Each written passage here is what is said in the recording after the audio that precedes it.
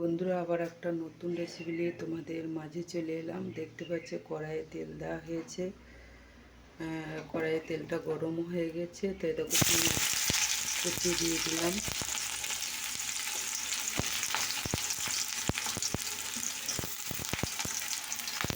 কুচি দিয়ে দিলাম। তো দেখতে পাচ্ছ এখানে নুন দিয়ে দিলাম।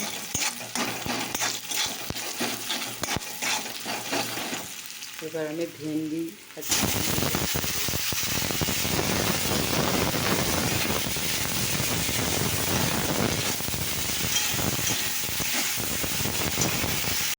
দেখতে পাচ্ছ তুমি ভেন্ডিটা আমি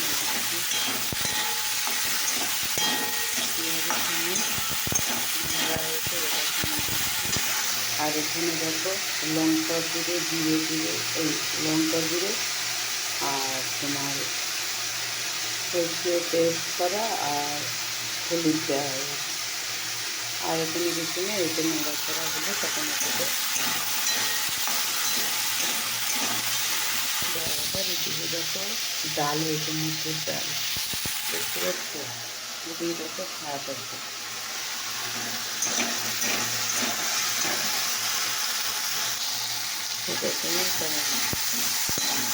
হয়ে গেছে, এটাকে রান্নাটা শেষে রান্নাটা দিয়ে দেবেন।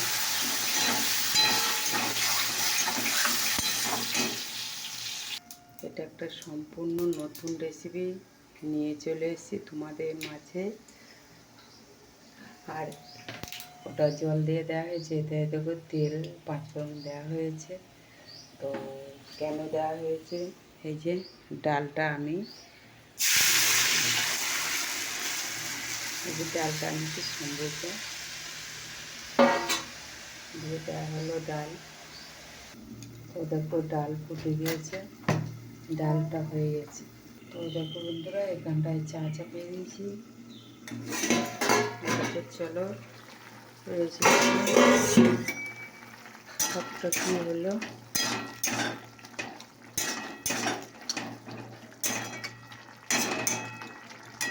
দেখতে পাচ্ছি বন্ধুরা, আর একটু হবে।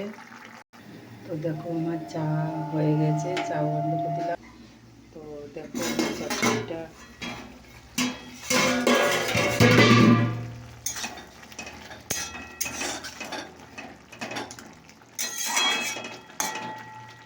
হয়ে গেছে আমার চচ্চড়ি।